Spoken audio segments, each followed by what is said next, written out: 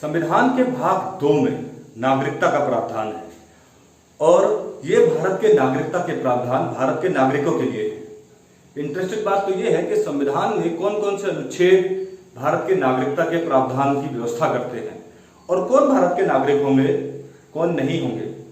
इन भारत के नागरिकों को क्या सुविधाएं प्राप्त होंगी और क्या विदेशी नागरिकों को भी वो सुविधाएं प्राप्त होंगी, ये सब जानना हमारे लिए बहुत जरूरी है। वर्तमान में हमने देखा कि एनआरसी सीएए को लेकर के भी बड़ी समस्याएं खड़ी थी। नागरिकता में संशोधन ये कौन करता है, कैसे करता है, इस तरह के कई सवाल आपको अपनी परीक्षाओं में नजर आते हैं। भारत ने अपनी नागरिकता जब संविधान में ली तो वो किस देश से ली? क्योंकि भारत राज्यों का एक संघ था जिसमें दोहरी नागरिकता का प्रावधान नहीं हो सकता कि एक राज्य के लिए अलग से नागरिकता होगी और उसके बाद देश की अलग से नागरिकता होगी। जब आप कभी किसी एग्जामिनेशन फॉर्म को भरते हैं तो इसमें एक विकल्प होता है नागरिकता, वहां पर राज्य का नाम नहीं होता, वहां पर इंडियन लिखा रहता है कि आपकी जो नागरिकता है वो भारतीय होनी चाहिए। आज उन्हीं चीजों को लेकर हम आपके सामने आए हैं।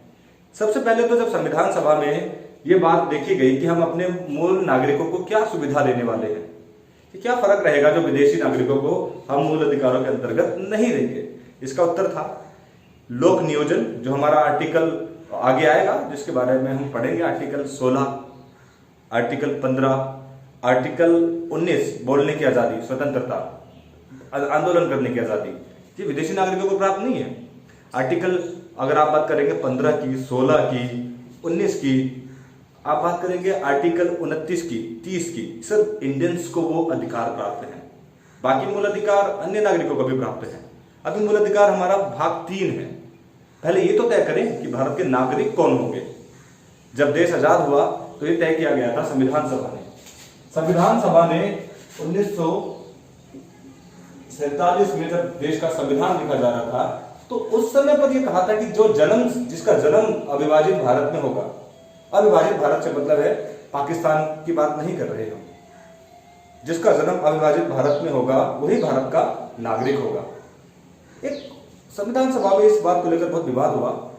अगर कोई घूमने के लिए भारत आया और उसके बच्चे का जन्म इंडिया में हुआ तो क्या वो भारत का नागरिक होगा?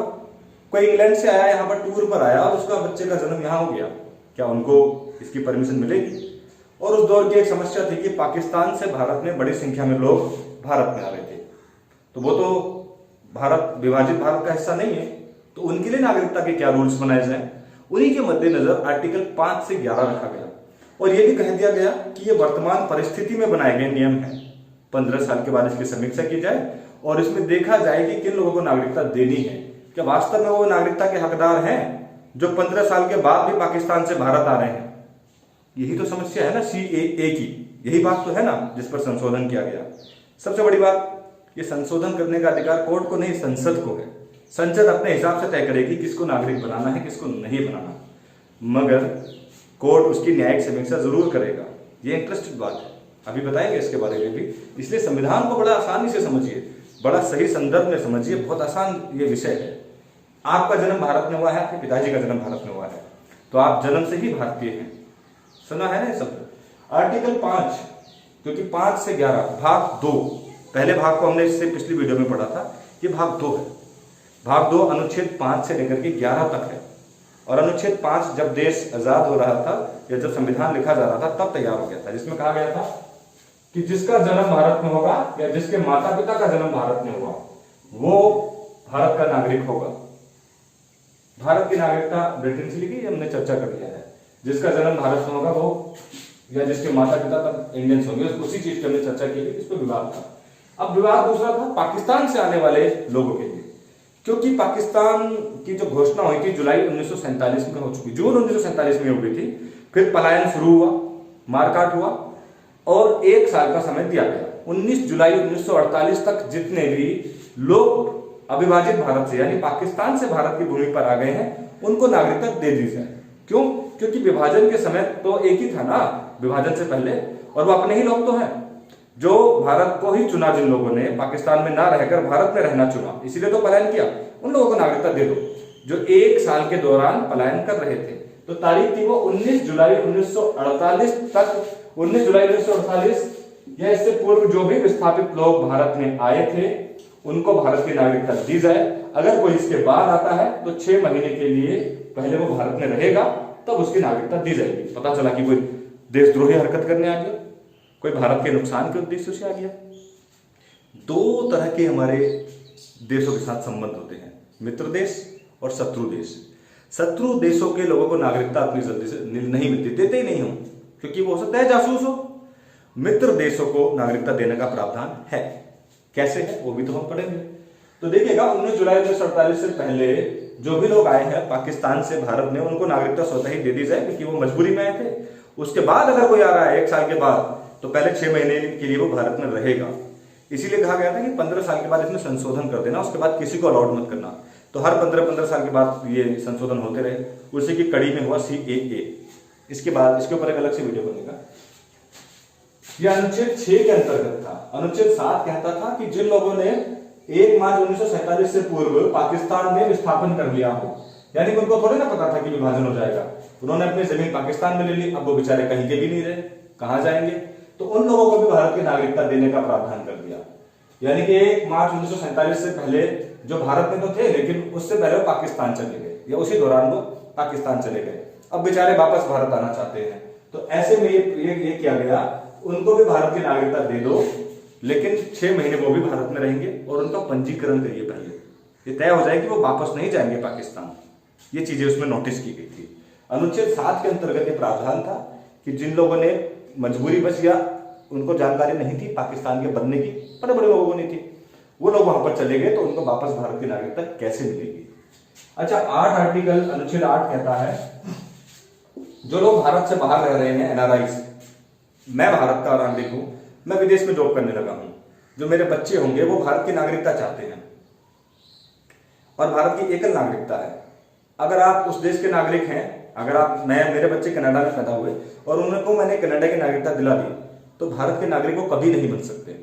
अगर आप भारत के नागरिक हैं तो सिर्फ भारत के हैं, समझिएगा। लेकिन फिर भी कोई अपने बच्चों को भारत की नागरिकता दिलाना चाहता है तो उसका पंजीकरण कराना पड़ेगा वहां पर की एम्बेसडी से, राजदूत से, कूटनीति के तरीके से, तो वो भी भारत का नागरिक बन सकता है। कोई NRI जो विदेश में नौकरी करता है, अगर वो अपने बच्चों को भारत की नागरिकता दिलाना चाहता है, उसके लिए उसका खुद का जन्म भारत में होना चाहिए, यानी कि वो भारत वंश का ही होना चाहिए।